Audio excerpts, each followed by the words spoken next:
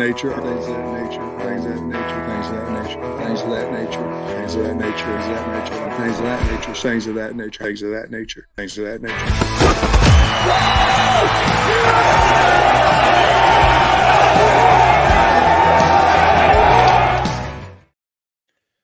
Well, happy Sunday morning, folks. Welcome to the morning after another excruciating loss for Arkansas football.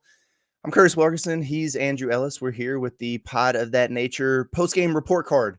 And this should be interesting because, Andrew, I'm not entirely sure how you can accurately represent what we saw yesterday or, frankly, assign grades in a contest where Arkansas pretty much dominates in every facet of the game statistically, and they still find a way to lose. They lose a game, and the team who won drops out of the ESPN FPI Top 25. And Arkansas coughs it up, yet they jump in to the ESPN FPI 25 at number 23. That's pretty much reflective, I think, of how weird this one was. But I don't know, man. Let's get into it. What do you say? Yeah, it's weird. Like on paper, everyone's kind of been pointing this out that it looks like Arkansas won and kind of dominated the game. We feel like Arkansas was the better team. Like I felt that way going in kind of, and I definitely feel that way going out of it, weirdly enough. And so, yeah, there's going to be I'm sure there's going to be some arguments here. And I'm sure there's going to be some people in the comments that don't like this and all that. But, it's going to be tough because we have to grade it on whatever curve we see. There's going to be a lot of, if you take away this, so-and-so played pretty good. If you take away that, this guy was awesome, and there's a lot we have to account for, but we're going to do our best to kind of mold the on paper between what we saw and kind of what we expect out of these position units and overall. And so I'm sure it'll go swimmingly. Yeah, well, here we go. So everybody, get your clipboards out and get ready to start jumping on us for it. We're ready. I think we got to start at quarterback. We'll start at offense, and we'll start with the quarterback position. Man, there's just no way I can look at a guy who, racks up almost 500 yards of offense and not give him some sort of an A. And so that's what I'm going to do with Taylen Green. I'm going to give him an A minus though. And I know that's crazy because how many times has an Arkansas quarterback gone and thrown for over 400 yards on the road, and he rushed for 61, and really, honestly, without his athleticism and the dynamic playmaking that he brings to the table, I don't know that this game would have wound up being as close as it actually was. So I was really, really impressed with Taylen Green in a lot of ways. I told you in one of the things we recorded yesterday in Stillwater that I was most pleased by the fact that I thought Taylen Green looked equally as athletic against Oklahoma State as he did UAPB. Like it wasn't just an opponent thing. He is that dude. So really excited about the potential of Taylen Green. Thought he made some big time throws, some big time plays with his legs, but I also feel like he's got a lot of things that he does need to work on. And I'm not going to kill him. I know I've been kind of the completion percentage Nazi, Andrew, for a while now. 58%. Well, that's about his career norm, but he threw it 45 times, man. I mean, like you're going to throw some incomplete passes. I don't think that he was protected particularly well, especially in the second half. So I'm sure we'll talk about that.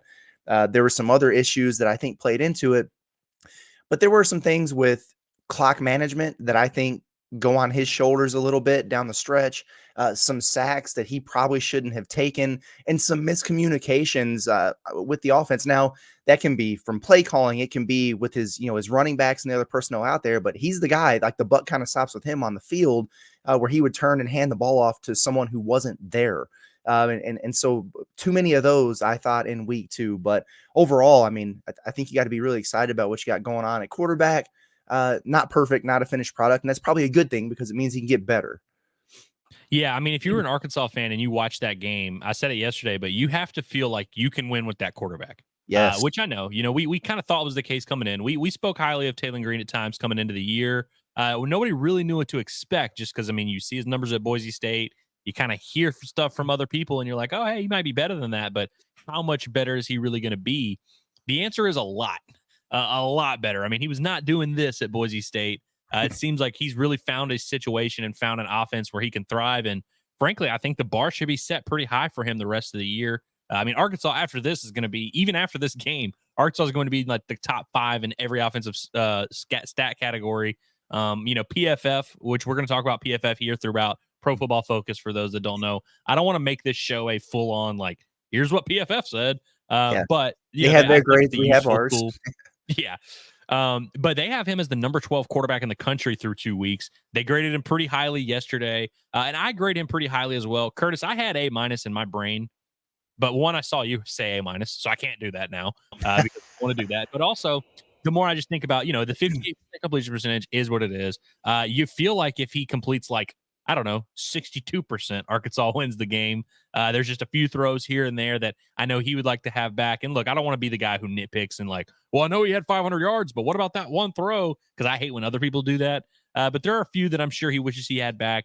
The interception, which really I don't blame him for, really, because I mean he was clearly hit when he threw. It was a duck coming out of his. You could see it was an affected throw.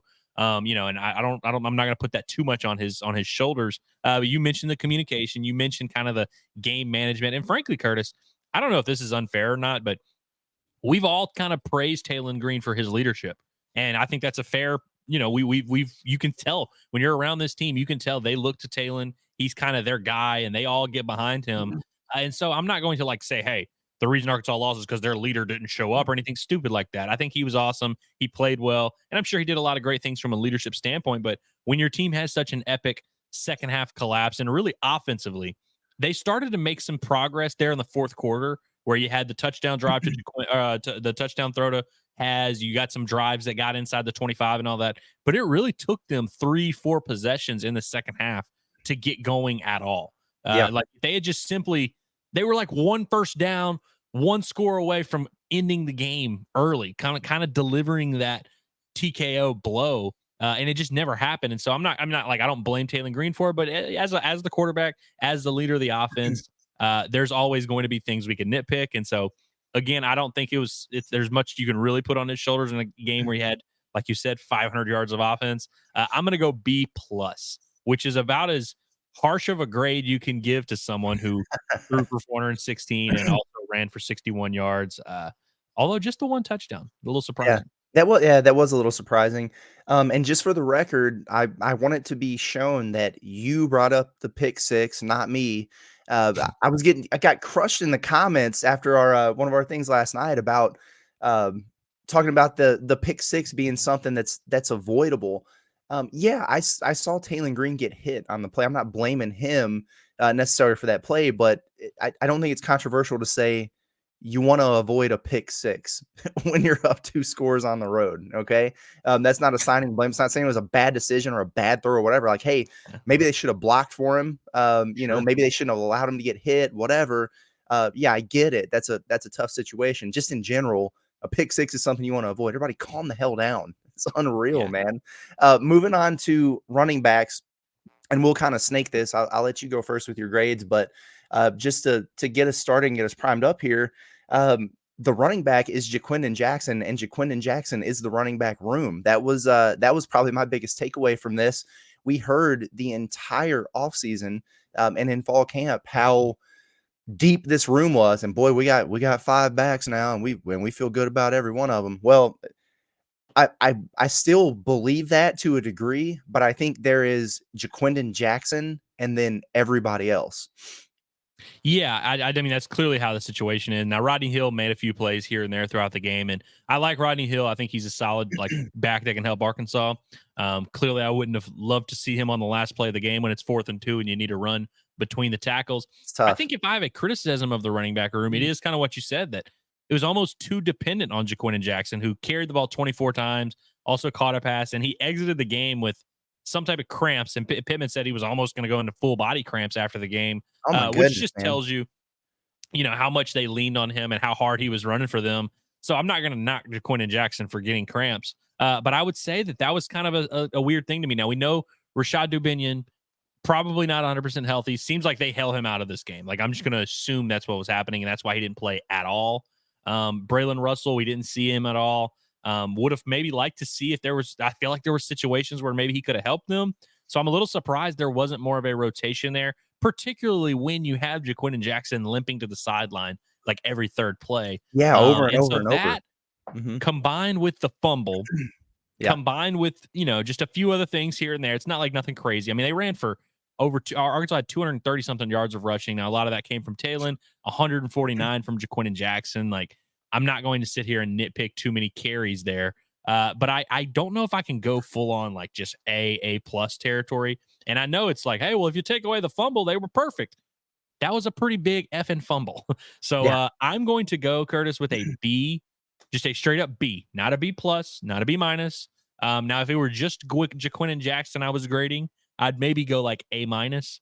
But I just think the fact that it was such a dependent ball carrying distribution on Jaquin, and like I would have really liked, and it's really not fair to, like, I'm not blaming Braylon Russell for not playing. Right. It's really just a critique of kind of the running back room as a whole. Like, I would have liked to see more guys get in there, more guys make plays that change the game. And it's not necessarily their fault that they didn't, but it's why I'm grading the group a little bit harsher than I think probably most people will. Yeah, that's fair. I actually thought I was going to be harsh by going B plus, which is what I had written down. Just given how, I mean, Jaquin and Jackson is awesome. And again, this is a full position grade, not just one guy, even though he was mostly that guy. But that, like you said, that's kind of the problem.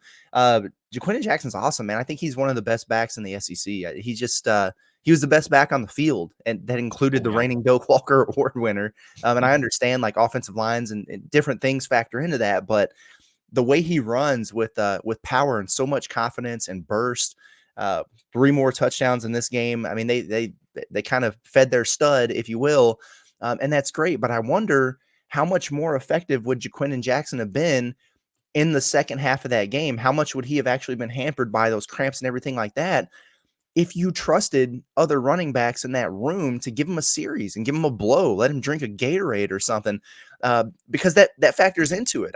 It seemed like Arkansas in general felt like maybe they fatigued a little bit down the stretch of that game. Mike Gundy, I think, said he felt like the reason that his guys won is because they were in better condition, which that's a tough thing for Ben Souders to hear. I don't think Arkansas is out of shape, but you got to be like, damn, if I'm the strength and conditioning coach, like, oh man. But I do wonder about that. I like Rodney Hill too. I like him as a situational and a specialized back more than I like him as the bona fide number 2, I think, for Arkansas. You need to get Rashad Dubinion healthy because of his experience, what he's done in the past. I think he's a guy you could trust handing the ball to, because you can't sit here and tell me that you trust your freshman in Braylon Russell, but the first time you're playing a real team and you're on the road, you don't hand him the ball. And you mentioned that play at the end of the game. Yeah, like, Jaquin and Jackson gets, he gets helped off the field for the 4th or 5th time with those cramps, and you got to turn to somebody. I don't know, man. Like 4th and 1 or whatever.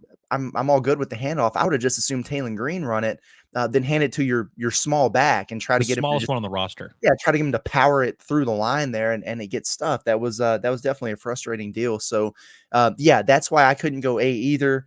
And I do agree that the fumbling, it is becoming an issue. Like, they haven't all counted, as fumbles, or they haven't gone all to the other team, but it's 3 or 4 times now in the first 2 games that Jaquin and Jackson's put it on the turf, as good as he is.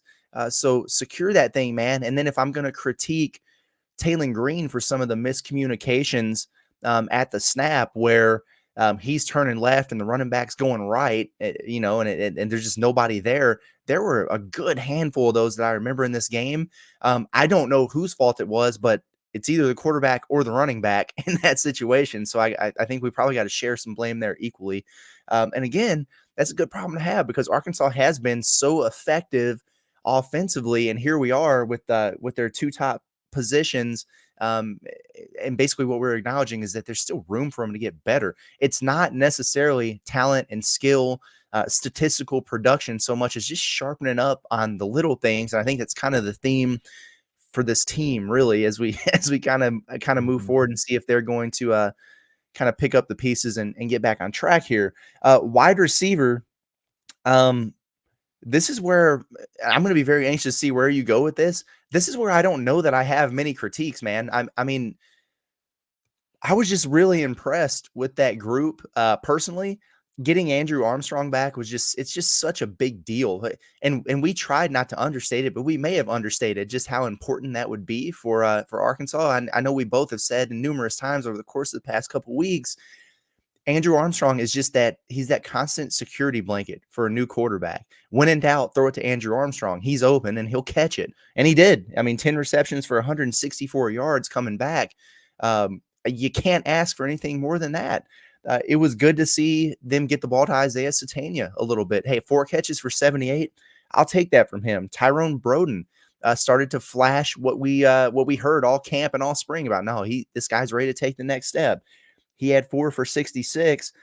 Tesla made a big catch, but it's good to see him in a big game, in a big moment, do something like that.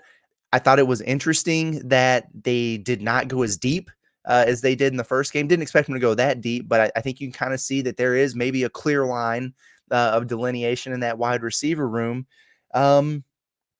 Yeah, I don't. Now there were a couple drops, okay, and there was a touchdown that was dropped, and for the life of me, I can't remember if it was Broden or Armstrong on that play where Taylon Green just escaped everything. Broden, okay. And so you probably would have liked to have caught that one, but whatever. Again, if you throw it 45 times, like there's going to be a drop. I've got to give them an A. I don't give out A pluses and a loss, but if there was a group on offense for me to give an A to, I think it would have to be the receivers, man. Yeah, they're getting an A from me as well, Curtis. And simply put, like if they had caught 1, maybe 2 touchdowns, because the 1 touchdown pass did go to Luke Has, who's not a receiver. Yeah. I can't give them an A plus when they didn't catch a touchdown, just because, like, just how it works.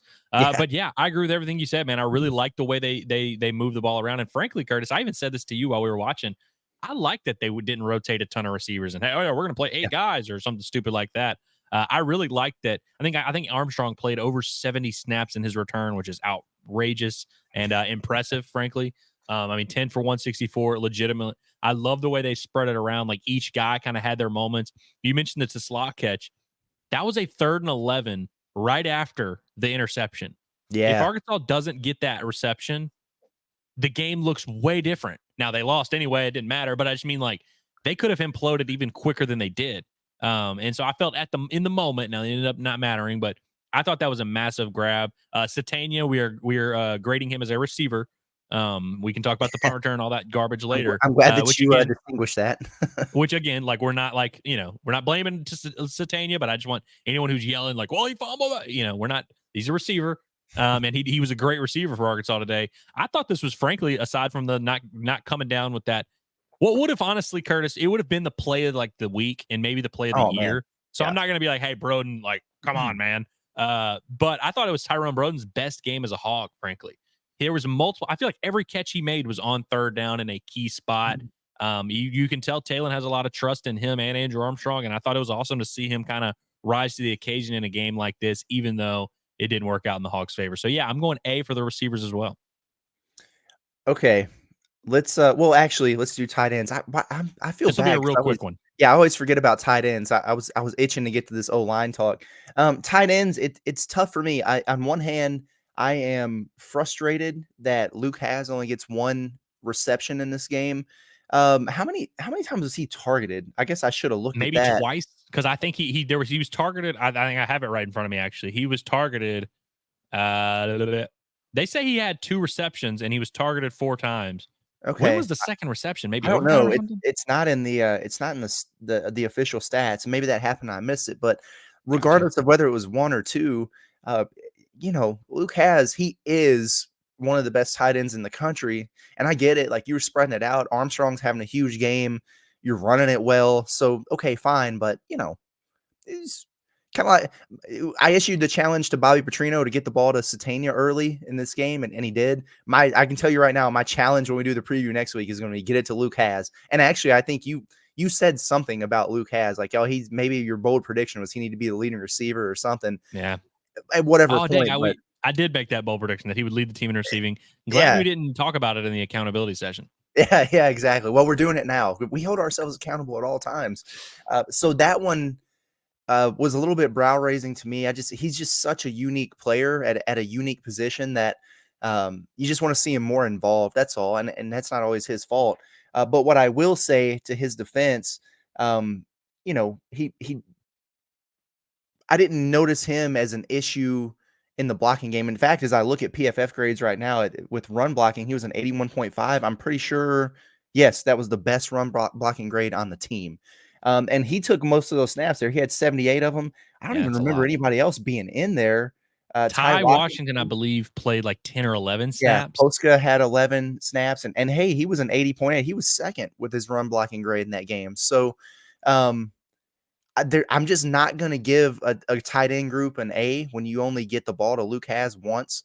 But everything else about that position, I thought they did really well. So I'll go B+. I'm going to go B- just because of like what you said. Like it wasn't like a huge sample size. You would have liked, we expected Luke Has to be featured in the offense. Now I will defend him here in this regard. There were a lot of times in those obvious passing downs, I would notice they would sub out Luke Has and bring in Satania into slot. Like they would go 4 wide receivers, which like, makes sense. 4 wide, you would want 4 receivers in passing situations. But I thought it was interesting that Arkansas was subbing Luke Has out in obvious passing downs, because we kind of view him. In fact, when he was in high school, that was kind of like the thing, was like he's more of a receiver who can block more so than like a tight end who can block and maybe catch passes, like that kind of guy. But yeah, I was impressed with the work that he and Posky both did in the run blocking game. I thought that was a big deal.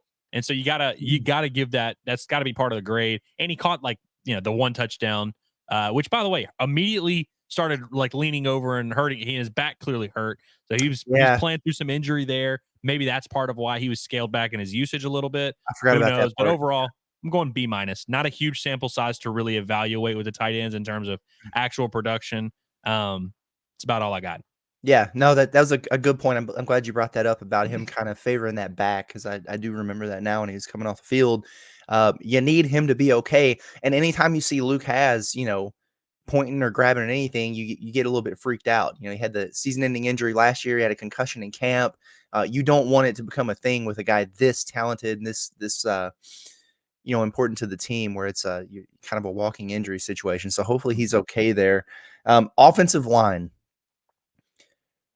seemed very much to be a tale of two halves situation, I guess. And I get it. Like I'm anxious to see what the comments are on this from our listeners, because on one hand you do look at it and you go, dude, they had 650 yards of offense. Like, yeah, they were fine. I was not impressed with a couple guys in particular down the stretch. I thought a lot of the second half struggles that Arkansas had to get things going relayed back to that offensive line for a number of reasons. And it's not all just about blocking.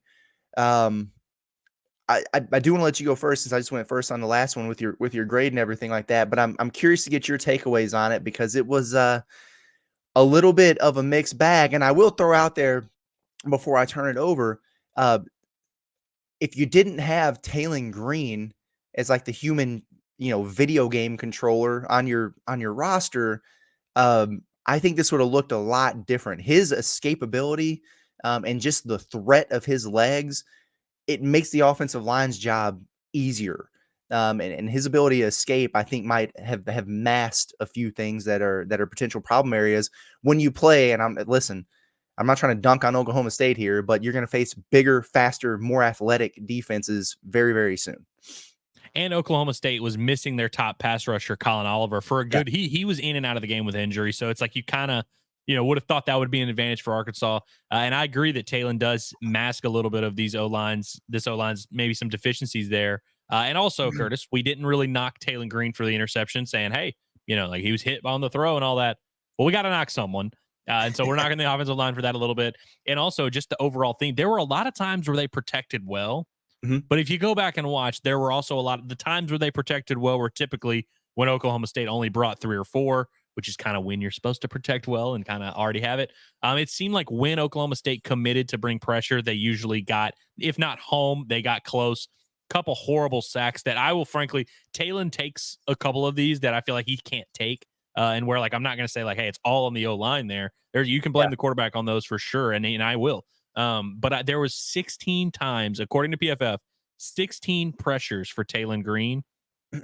We'll talk about the other side of the coin in a second, Arkansas's defense. I'll just tell you right now, they didn't generate 16 pressures. They might not generate 16 pressures all damn year at this rate. 16 pressures on about, I think, 48 dropbacks. So literally a third of the times Taylon Green was dropping back to pass, he was under duress. Some of those being sacks, some of those being just hurries, some of those forcing him to scramble, whatever the case may be. 7 of those 16 pressures were charged to Keyshawn Blackstock. really tough. Yeah, I mean, we're not, they're just kids, Curtis. They're just kids, but really tough outing for Keyshawn Blackstock. Not a great day for Yeah. the right tackle. I believe Carmona gave up a few pressures. Josh Braun, I believe, gave up 4. It was kind of a well spread out thing. A lot of guys, nobody really can come away being like, oh no, they were great. Now in the run game, they did a good job. And we've Yeah. kind of said that all year, that we feel better about this offensive line in the run game than we do in pass protection. And that really showed up in this game. And I honestly felt like down the stretch, Curtis, that might have been the difference in the game. Because anytime Taylor Green had time to work, he and these Arkansas receivers had no issue kind of getting that connection going, getting stuff going in the run game, whatever the case may be. And Alan Bowman, as limited and really below average as he is, had all damn day to throw. He was never under duress at any point in the day. And down the stretch, he had enough time, which was all day. Eventually, he made a few throws, and that ended up being kind of the difference in the game. So, Curtis, I am going with a C- for this Arkansas offensive line. And it's not and look, they ran the ball for 230 yards. I'm not ignoring that.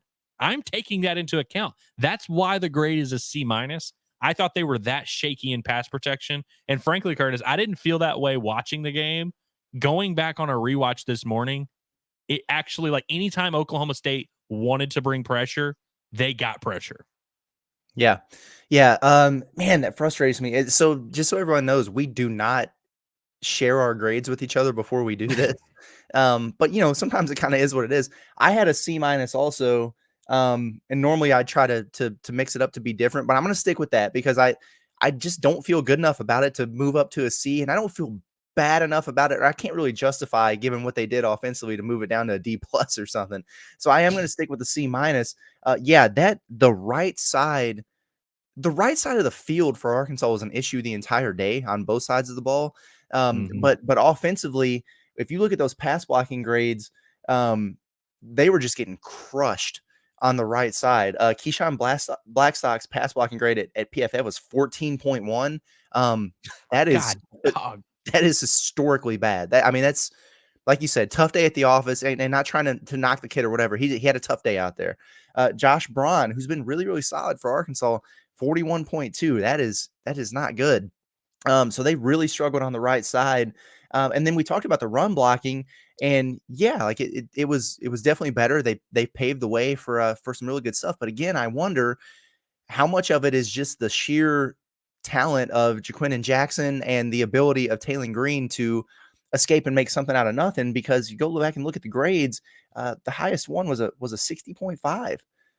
So in the run blocking, so on the offensive line, I just they've got to get better there. And the other thing that it's not really accounted for in the snaps, I guess, or in the stats, I guess, but the snaps were an issue. Addison Nichols really, really struggled there, and Taylor Green took some accountability for that. But at the end of the day, Nichols is snapping him the football. They had some really tough exchanges there, and I wonder if it was a situation where Nichols was maybe losing his one-on-one assignments or having some struggles there up front. And he was really trying to focus on not getting beat, and it was affecting some of the snaps, high, low, off the mark, whatever. That part of it can really, really hamper not just, putting the ball on the turf or whatever, but also the timing, which is so important of your offense. When you got guys in motion, guys moving, everything is so precise with Bobby Petrino. It's not just the route running, it's the timing of everything. And if those snaps are off the mark, even the slightest, half second of a difference can really change a lot of things. And I do think, and Sam Pittman also said that he felt like that impacted their inability to get into a rhythm coming out of halftime. So they've got to get that shored up too. So yeah, I'm a C- there also with the offensive line. Early on, in the game, I tweeted it out. I said, listen, there's a lot of football left to be played, but this is man versus boy out there, because I felt like they were just manhandling things. But credit to Oklahoma State for making some adjustments and settling in. And as they tighten things up, Arkansas really started to fracture a little bit. And I do think that is the difference in a team that is returning, that's not as talented, but they're returning 20 starters who have all played together versus a team who's got a transfer portal, mix mosh offensive line. I think this group can be serviceable. I think they can be solid by SEC standards, but right now they got a lot of stuff that they have to tighten up. Marion Harris is a name that we didn't necessarily mention. He was pretty good in pass blocking, not so much in the run blocking game, but I do wonder if and when they're going to get Patrick Kutas back, because I do think he's a guy who can help this team out. And the best version of Arkansas's offensive line we've seen has involved him being with those other 4 guys. And if you're having a bunch of struggles at one of your tackle spots or center or elsewhere, it would be nice to have a rover. Like Kutas has played some center before. I know he wasn't great at it, but just having that extra body who's experienced, and you can really shift some things around if you have to. Maybe that'll help these guys. We'll see how they progress. Should have a dominant performance against UAB, and then it's SEC play. Curtis, I'll tell you this. If Patrick Kutas comes back and gets in the lineup, he will not be replacing a Marion Harris. I'll just tell you that right now. I don't think he will either. Yeah. That could be Patrick Kutas at center. That could be a Marion Harris goes out to right tackle. Maybe you move Marion Harris to left tackle, move Carmona. I don't care. But I actually agree. Pittman, who says a lot of lies in his press conference, he told the truth when he said a Marion Harris ain't number 5. I'm just telling you right now. Yeah. I actually believe that. Now, Marion Harris, I'm not saying like, hey, crown him, he's All-American, but I actually don't think he's anywhere close to the issue here on this offensive line. Kutas has had some trouble snapping. I know that was a thing. I actually might want to see if he can work on that a little bit. I might want to see him at center. Yeah. And it's kind of what I was getting at, because I feel like right now you don't have a ton of wiggle room and flexibility. I mean, who's next up? Joe Moore. Moore. We haven't we haven't seen either one of those guys in meaningful snaps just yet. So I think that their top 6 that they probably actually would feel really good about would include Kutas. And then you just have the flexibility to move things around a little bit better if you needed to. So, okay, well, there you have it for the offense. Let's get into the defense, the defensive line, something I know you want to talk about. And, I don't know, man. Like on one hand, they shut down Ollie Gordon, and that was a big part of the game plan. And it's a group effort. It's not just all the defensive line there.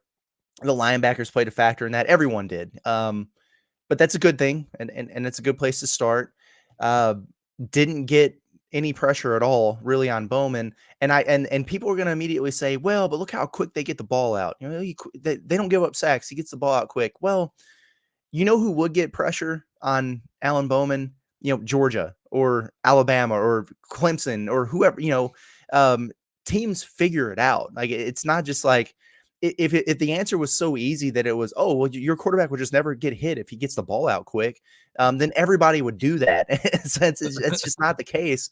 And it's a couple games in a row now. And it's like UAPB, it's whatever. They didn't rack up a ton of sacks. They just didn't have to, really. But in this game, like, you're going to face maybe not as much continuity, but way more talented physical offensive lines. You got to be able to put some pressure. You got to make a quarterback uncomfortable. That was one of the biggest keys to the game, is make Bowman beat you, but then you put him in a position to beat you, because you let him just sit back there and pick his spots. So you have to be able to put some more pressure on the quarterback. I went B- here with the defensive line, and it was probably the grade I was just like least comfortable with, because I'm frustrated about the pressure. I was happy with the way they were able to clog things up for Gordon. I want to see Landon Jackson have a pulse out there. I just I don't know. It's the one I'm least confident in. I'll give you that.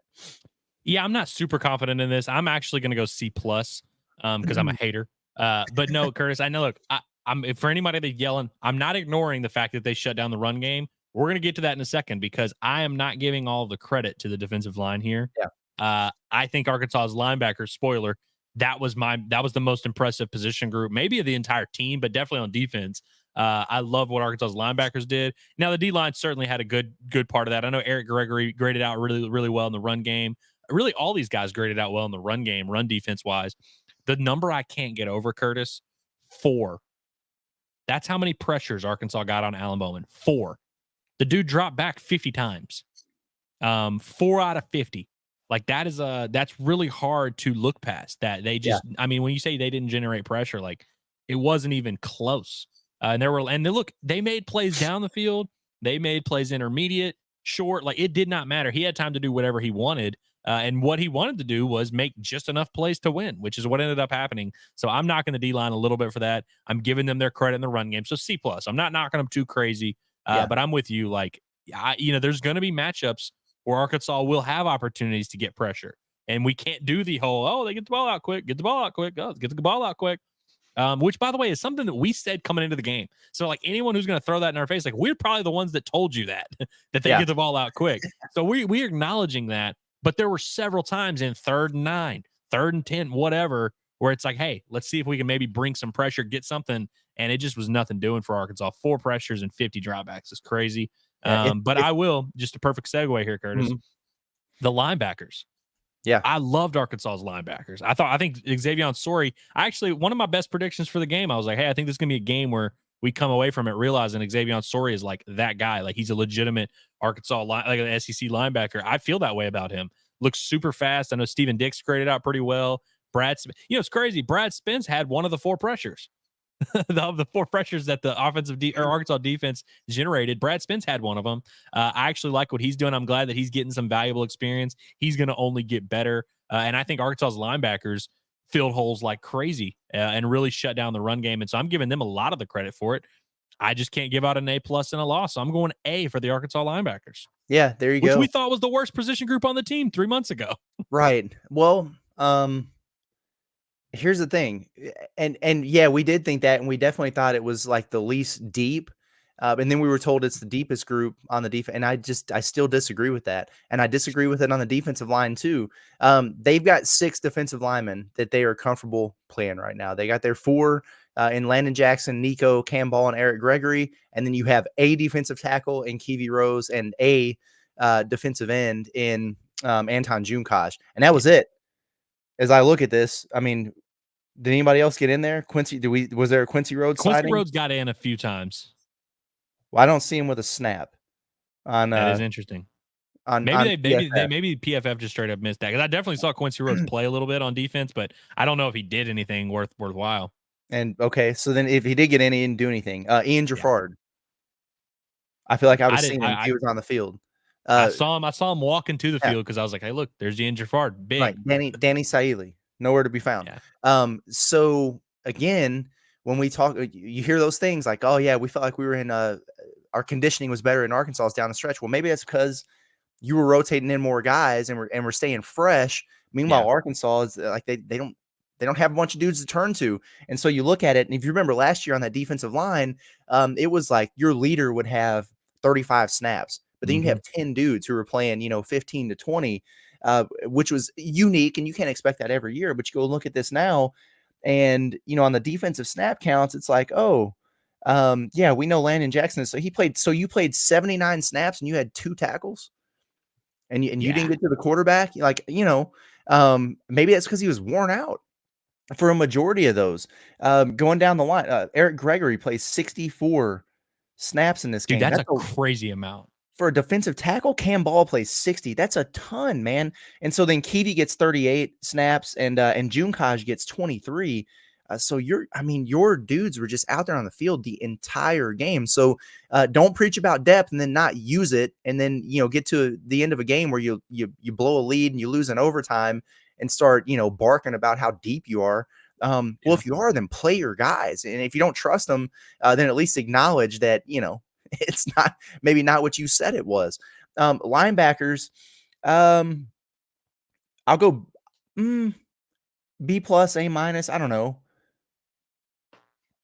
Yeah, probably A-. Sorry was really, really good. No, B+ actually, because he shouldn't have suplexed the guy after the whistle. And that was a big play there. But I thought he was great, though. I mean, that's what you want to see from your Georgia transfer. Get double-digit tackles, was sticking his nose and everything. He was really, really good. So I feel a lot better about that, because again, is one of those deals where you're like, okay, we in theory on paper you think he's going to be a dude for you, but you don't know until you see it. Well, now we've kind of seen it, so I think you feel good about that. I would have liked to seen more production from Brad Spence. I think, he's kind of quiet in that UAPB game, whatever. I go look at this now. Yeah, I mean, he had 3 tackles. I think you said he got one of those pressures, but I don't know. probably could have got that done a little bit more there. I mean, you go look at the secondary, and your safeties are combining for 18, 20 plus tackles. Well, let's get that taken care of in the second level. But I would have liked seeing a little bit more from Spence there. Switzer, just kind of out there, I guess. Dix not as strong in this game as he was in the last one. Didn't play that much either. How many snaps did Sori play? Because I feel like it was a lot of Sori was out there damn near every play, and then that other linebacker spot would just be a complete rotation. And so I wonder if that maybe is why some of those other none of those other guys flashed as much. Sori played 64 of the 81 snaps, so he was out there quite a bit. Let's see, Spence played 50. That's more than I would have thought. Switzer played 34, and Dix played 29. That's interesting that Dix didn't play as much, because I believe he was the second highest graded one, and he had a really good week last week. I wonder if that starts to maybe flip a little bit. Yeah, I wonder about that too. But yeah, I'll give him a B+ because of the suplex there. In the moment when we were watching it, we were kind of like, I don't know, was it that egregious? But apparently it was like way after the whistle. And Sam was like, yeah, and you can't do that anyway. If you pick up a guy and slam him, they've been calling that for a few years now, where when you do the like excessive throw thing where you're not just tackling them and bringing them down. Yeah. So, yeah. And then we moved to the secondary, and they just no, you know what? I am going to take a little bit of a victory lap here. People were just in my mentions nonstop for me bringing up this secondary as a concern for me. And the reason why I've done it for the longest is it's been because of that second cornerback position. I like some of the things they got going on the very back end, safeties. I love me some Jalen Braxton. But this whole thing about we've got 4 or 5 corners that they're all starters. We got standards, not starters, whatever. No, you don't. What you don't have is a second corner that you feel comfortable with, who is the dude to take over that job. And if you did, he was hurt. Exactly. Cuddy didn't play, and I don't think Sam was asked about that. I don't know what was going on there because, like you said, we saw him out there warming up, and then all of a sudden he was in his jersey but not his pads, and we just didn't see him. Singletary starts. They're targeting that right side, just relentlessly picking on him, and he did come up with the interception, so credit for that. And I'm sure you've got it pulled up on how many times he was targeted and how many receptions he gave up there. Keon Stewart gets a look when Braxton is banged up. You have Jalen Braxton, and then you have a bunch of question marks on that other side of the field that I worry about. That couple that with some tough pass interference calls on Nico Slaughter. Metcalf had a couple issues back there, although he did have like a dozen tackles, which is good. I can't go above maybe a C-ish for the defensive backs. I think I'm going to continue to be the hater, and I think I'm going to go C- here, Curtis. Okay. Fair. Actually, I don't know, man. I think I'm going D+ now that I really think about it. Here's part of why. Alan Bowman sucks. And I mean, look, hopefully Oklahoma State fans have moved on and are no longer listening to our content. That quarterback sucks. You guys know he sucks too, you Oklahoma State fans. He missed a lot of throws that could have made this even worse. Yeah. And the fact that they weren't in the first half, Arkansas, I think he had 55 passing yards. It seemed like they kind of had the answers there, and he missed on some things that really helped out there. You mentioned the interception for Singletary. Great. Targeted 10 times officially, which does not include penalties, by the way. Targeted 10 times, allows 7 receptions for 85 yards. Yeah, I mean, that actually felt lower than what it felt like in real life. Felt like every completion in the first half went his way, and he did have a couple penalties there. Danico Slaughter was targeted 15 times, Curtis. Now, he only allowed 7 of those receptions for 74 yards, which 15? Sounds great, but he was called for 4 penalties. So when you add it all up, it's like really that's like damn near 200 yards of swing there. Now, you mentioned the safety's pretty good. Jalen Johnson, 3 for 5, 23 yards, had a couple pass breakups, held up pretty well. Didn't get beat over the top. Great job. Now, PFF admits, I have my buddy that worked there admits their coverage grades are not perfect. They usually just kind of, because they're not sitting there saying, hey, is it man? Is it zone? Is it whatever? They just kind of go on nearest defender a lot of the times. So TJ Metcalf, they have him as allowing 3 receptions on 3 targets for 51 yards. I'm wondering if that big over the top play that was like a trick play to the fullback that he made the tackle on. I'm wondering if they just kind of gave him a 40-yard reception on that. But Right. shout out to Jalen Braxton, by the way. So actually, I'm going to go C- only because Jalen Braxton exists He's and good, Hudson man. Clark exists, who, by Mhm. the way, targeted once on his 8 plays, didn't allow nothing. Hat trick, Huddy. Take that, haters. But Jalen Braxton targeted 6 times, a crisp 1 yard per attempt, allowed 1 reception for 6 yards. Now, he had a touchdown called back, which, by the way, on the touchdown, he had pretty good coverage on it. Just a nice throw, nice catch. Yeah. It gets called back. So officially, Jalen Braxton was absolutely clamping out there. But that other side, that right side of the defense, like you said, struggled a little bit. Keon Stewart came in the game and played a good bit. He allowed 2 receptions for 16 yards and 2 targets. I feel like this safety or this secondary struggled, and Allen Bowman's struggles masked some of their issues early in Yeah. the game, and it just kind of overcorrected at some point where he eventually had time to throw, made some plays, and they got exposed a little bit. And so, look, I'm not saying this is like there's a disaster of a group or anything. Like they're not No. Yeah. in steer, like there's a way back. And I do think Marquise Robinson is kind of the guy that they need at that other corner spot to just bring them some stability, He has to bring be. them a legitimate option to where teams can't point and say, we're going to pick on that guy. In fact, Oklahoma State knows not to pick on that guy, but didn't get a chance to prove that. So I do think him getting it back will help a lot. But I'm with you, man. The guys that they brought back from last year, Singletary and Stewart, who were really, really struggled last year, I don't know how we came into this fall being like, oh yeah, now they're just good. It's like, I don't know. I just don't know how we got there. And so look, maybe the depth of this group has been overrated a little bit. Hudson Clark was banged up, and so him and Metcalf I actually feel good about. I feel good about Johnson over there at that safety spot, but I feel like Arkansas's got some questions at nickel. We'll see if Tevis Metcalf or Larry Worth or Paging somebody Larry gets Worth. in there. Yeah. I think Larry Worth might have been banged up. I saw him on the bike at one point and kind of trying to do some sprints. I wonder if he just maybe wasn't available, which again kind of sucks because I mean you had Hudson Clark not available, Marquise Robinson not available, and potentially Larry Worth, a guy that they really like. Yeah, Worth so was listed on the overall, participation thing on the Arkansas stats. I don't know if he was in there on special teams or what it was, but he didn't play that much or do much in the other game. Like I don't know, I get it because you there's always like the fall camp heroes, right? But the way they've been talking about Larry Worth, and he's 6'4", he's 225, he can hit you, he can cover you, he can jump, over buildings, and it's just so much hype that it's been kind of wild to me to not be able to see him out there. But I will say, to your point, I do wonder if he was banged up because with some of the struggles that Slaughter was having there, it's like, okay, at some point maybe you. And by the you way, give Larry another guy Worth's a look. former linebacker, so I don't know if I can definitively say he's the answer at nickel, but who I would knows? have liked to see him there For sure. Yeah. So we'll see what they get figured out there. I hope that it is as simple, like you said, as Cuddy's healthy and he can be that guy. And he doesn't have to be as good as Braxton, but you just got to have just an option that you're comfortable and confident in, and somebody to kind of take over that spot. They need it, man. They really do. They're going to face much better quarterbacks. Oh my gosh, much better offenses. It's not going to happen until like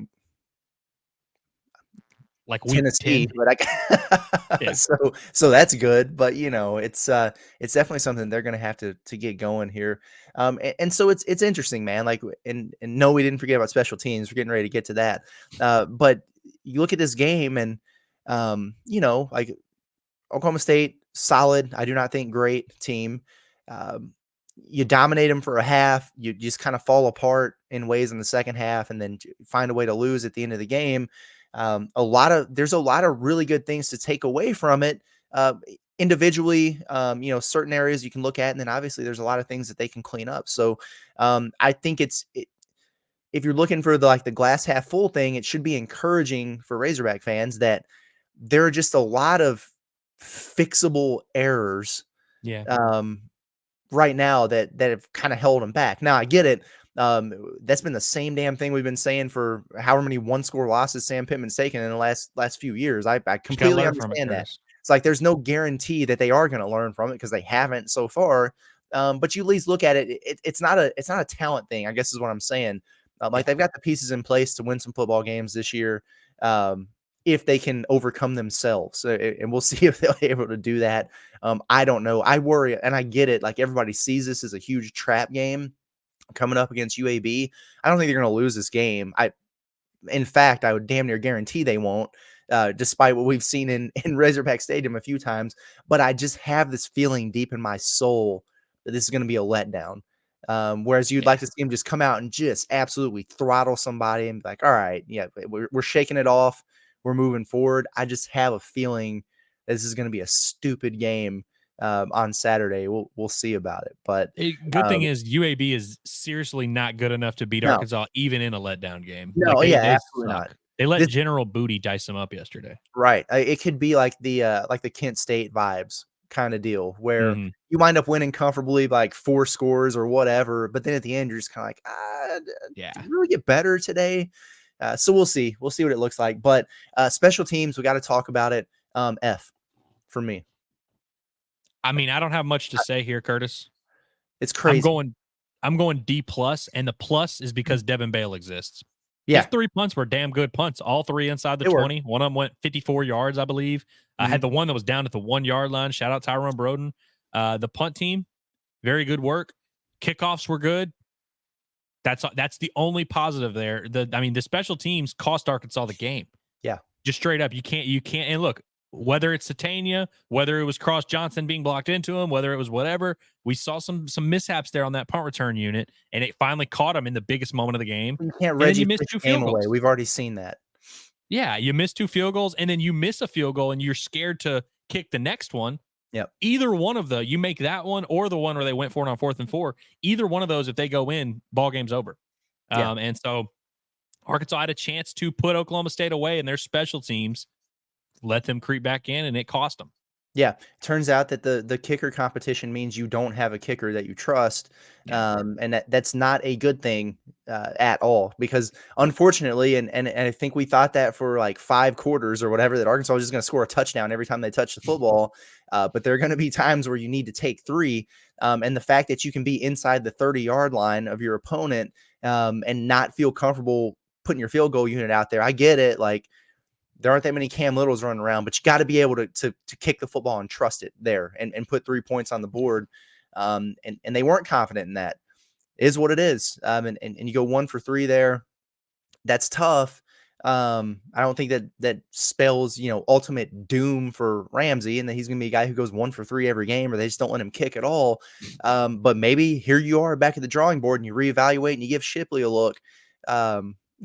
You don't want to overreact to one game, but when it costs you a game, there you go. So, and when they show you that they don't trust the kicker because they had a chance to kick the field goal right after and they didn't do it, which I don't really it's hard to even knock them for it, but clearly Arkansas doesn't love their kicking game.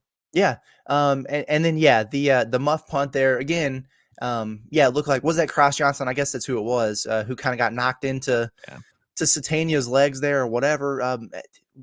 It's just like that. It's just like the pick 6, like blame it on whoever you want. That just can't happen. It sucks. And it is what it is in that situation. Tough break, but you can't have that. Like those are just those huge mistakes that you have to avoid.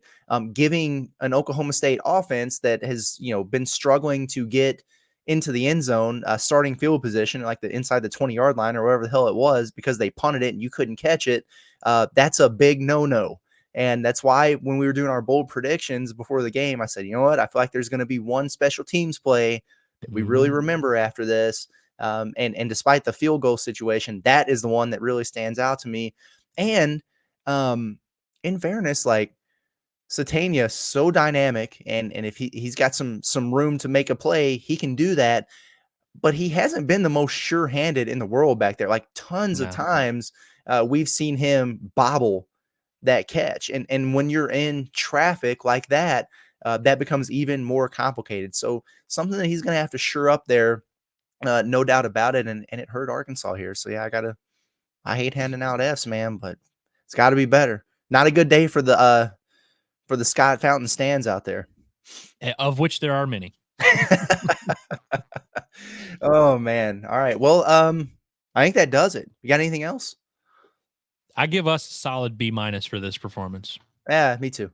Me too. Yeah. Y'all grade us if y'all want. Yeah, if y'all Correct. think we were too harsh or too polite or whatever, yeah, just grade us. How about that? Yeah, we hold ourselves accountable around here, like we said. So, but all right, that'll do it. And just for the record, these report cards, really independent of when the games are played on Saturdays, this is going to be a morning after event. You don't want to do this. There are other things to do when you are dealing with the emotions of a game. I just asked John from our post game show yesterday. That's the raw reaction, right? That's when we feel like you guys, right? Like one of us, and it's what we like to talk, and we like to get the feedback from all of you. But we like to sleep it off a little bit and then come in with a clear mind if you're going to do grades like this. So that's something you can look forward to every Sunday morning after Razorback games. Post church watch. Yeah, a little post church watch. And anybody who is watching this early in the day on Sunday, we're going to be back later this afternoon because we did have some technical difficulties in Stillwater. So we had a post game show. We weren't able to go live for it. And that's something we really enjoy is interacting and engaging with everybody in the chat, seeing how you feel. So we are going to have a morning after little therapy session for everybody this afternoon, probably around 4:00 or so. So make sure you tap into that. If you just need to get something off your chest, that's fine. Hop in the chat and do that, and we'll read it out there for you and let you get it out to the world. If you have questions, throw them in there. Or if you just want to make fun of us, do that too, because we appreciate the banter. It's a good time. But we're going to get out of here. Appreciate everybody for tuning in. Make sure you're subscribed at the Inside Arkansas YouTube page so you can follow all this content. Make sure you get subscribed to the Pot of That Nature on your podcast platforms, Spotify, Apple, wherever. It's its own separate feed, so make sure you do that. But for Andrew Ellis, it's been Curtis Wilkerson with Inside Arkansas, and we will talk to you guys here in a few hours. Have a good one.